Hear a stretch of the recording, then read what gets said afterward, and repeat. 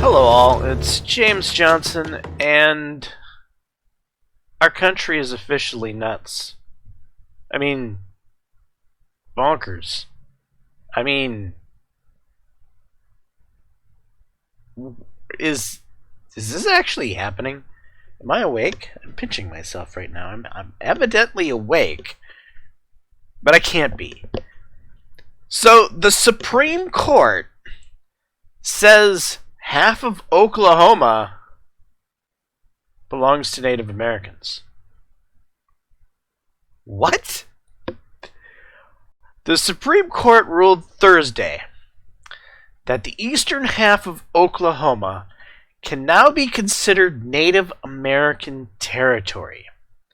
A decision, the state warned, could create civil, criminal, and regulatory turmoil. Obviously, the 5-4 decision was written by Associate Justice Neil Gorsuch and joined by the court's 4 liberal justices. The justices considered the issue for the second time after failing to decide a different case last year, when Gorsuch was recused and the court lightly deadlocked. The case concerned an appeal from Jimsy McGirt, a Native American who claimed his state's rape conviction from 1997 should be overturned. Okay, so this is a rapist claiming his conviction for rape should be overturned because Oklahoma lacked jurisdiction. Congress, his lawyer Ian Gershengorn, said, never properly terminated the reservation.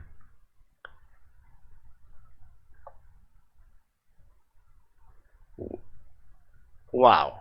During oral arguments in May, the justices reached back to 1907 to determine whether Congress, using imprecise language, failed to disestablish the 1866 boundaries of the reservation.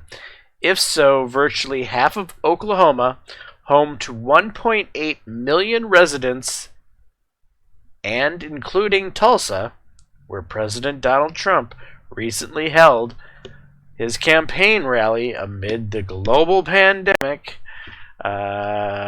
would remain subject to federal criminal law. We do not pretend to foretell the future, and we proceed well aware of the potential for cost and conflict around the jurisdictional boundaries, especially ones that have gone unappreciated for so long, Gorsuch wrote. But it is unclear why pessimism should rule the day. With the passage of time, Oklahoma and its tribes have proven they can work successfully together as partners. The federal government promised the Muskeege Creek Nation a reservation in perpetuity, Gorsuch wrote, adding that while Congress has diminished this sanctuary over time, lawmakers had never withdrawn the promised reservation. As a result, many of the arguments before us today follow a sadly familiar pattern. Yes, promises were made, but the price of keeping them has become too great. So now we should just cast a blind eye. We reject that thinking. Chief Justice Roberts, in a dissenting opinion, said that Congress made no attempt to conceal its intentions to disestablish reservation lands. The court suggested that Congress sought to tiptoe to the edge of disestablishment, Roberts wrote. Quite the opposite. Though an open and concerted effort, the Congress did what it set out to do, transform a reservation into a state. The state's Solicitor General, Mitham Mansinghani, had warned in May that a ruling for Native Americans could require the release of more than 1,700 inmates. That didn't sit well with several justices who feared a chaotic overhaul of long-decided criminal cases. What makes this case hard is that there have been hundreds of prosecutions, some very heinous offenses, of the state law. On your view, they would all become undone, Associate Justice Ruth Bader Ginsburg told Gershengorn. Won't residents be surprised to learn that they're living in a reservation and that they are now subject to laws imposed by a body that is not accountable to them in any way? Associate Justice Samuel Alito asked. In last year's case, the U.S. Court of Appeals for the 10th Circuit ruled the state lacks jurisdiction to prosecute a gruesome murder because it happened within 3 million acres belonging to the Muskeege Creek Nation. The ruling threatened more than 19 million acres in eastern Oklahoma, once inhabited by 5 Native American tribes. Within hours of Thursday's ruling, the state and 5 Native American nations released a statement promising cooperation. The nations and the state are committed to implementing a framework of shared jurisdiction that will preserve sovereign interest and rights to self-government while affirming jurisdictional understandings, procedures, laws, and regulations that support public safety, our economy, and private property rights, they said. We will continue our work, confident that we can accomplish more together than any of us could alone. So, what happens with these people who just wake up today and find that they're living in an Indian reservation? Do they have to pay taxes? Do they have property taxes that they have to pay to Oklahoma or to the country for that matter? Do they now start paying their taxes to the Indian reservation? I mean, what the flock? This is absurd. This is just absurd. The precedent it sets is just wow. Just think of what could happen now. How many different reservations or Native American peoples are going to decide that their land was taken from them unjustly as well? Are we going to end up giving South Dakota back to the American Indians that live there? Are we going to give North Dakota back? Are we going to give northern Wisconsin back? I mean, where does this end? It doesn't make sense. I mean, is Alaska, does it belong to the Inuits or the Aleutians? I mean, this is just so bizarre. It's bizarre. And I'm technically, according to the United States, American Indian. In the state of Wisconsin, I can cut a tree down in your front yard if I feel like. I can go spear a fish when it's spawning in, a lake without having a license, because it's my God-given right as a Native American to go spawn walleyes while they're spawning.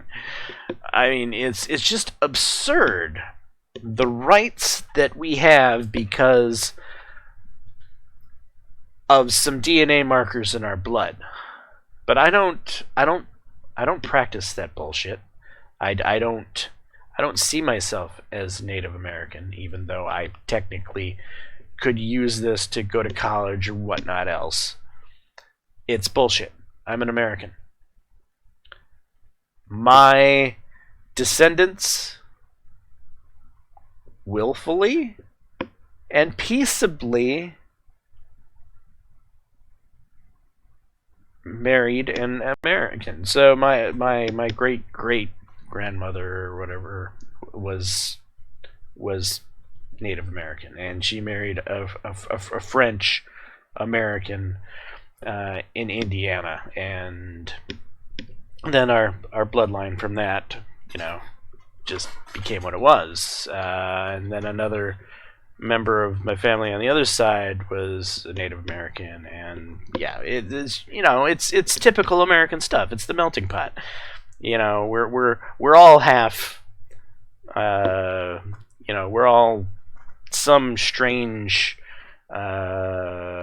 division of multiple different nationalities mixed up into one. And I happen to have quite a bit Native American. But that's just how that worked out. But I'm American. No doubt about it.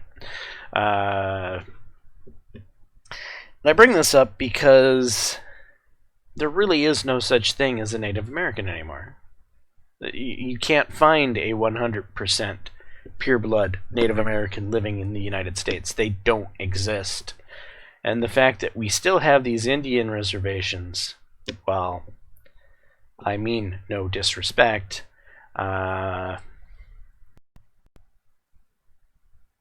it's really time for them to go. I mean, sure, they have great casinos, but it's a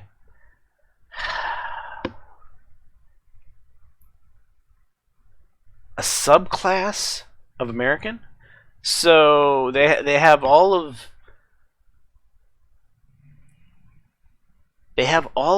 the benefits of being an American without any of the responsibilities of being an American. So on some of these reservations, they get revenue, for instance, split amongst themselves for, their casino. That's why so many reservations have casinos, and they profit share off of these things. They get to have a tax shelter. It's just bizarre that they'll be at Home Depot buying whatever, and then they drive back up north to their reservation, which it's not like there's any border patrol. There's not like there's any customs. It's literally you leave this dirt road and you get onto this dirt road, and you've went from the United States to an Indian reservation, and it's like, okay, here these people don't have to be taxed to the gills. They don't have to pay. They have this wonderful tax shelter, and they have this casino over there they get to operate, where the normal state can't operate a casino like that, and they get to profit share off of it, and then they get to go to college for free, and then they get this and they get that. It's bizarre. And then half the people that are living on the reservation are not. They're 30-40% Native American at best. I just don't understand this thought process that we need to apologize for history. This process of giving a half a state away to an Indian reservation? Are you fucking kidding me? That's insane. It's complete insanity. If I was Oklahoma, I would be drawing up papers to secede from the Union and telling the Supreme Court to go stick it where the sun don't shine. We don't recognize your authority in our sovereign state. We are seceding from the Union. If I was in Oklahoma, that is what I would do if I was the governor of Oklahoma. And in the meantime, I'd probably just take the rest of the reservation away from the Muskeege and be like, okay, enough of this bullshit. Your reservation was nice, but now it's gone. You are now Oklahomans, and we'll have none of this bullshit. That's what I would do. Anyway, what would you do? What are your thoughts on this? Please, I would love to hear them, because I can't be the only person seeing this as being completely ludicrous and nuts beyond even the normal standards of nuts these days. Anyway, I'm James Johnson, aka Sulfurblade. This is my content. Hopefully you're enjoying it. If so, please leave a like and subscribe. And until the next crazy video, peace.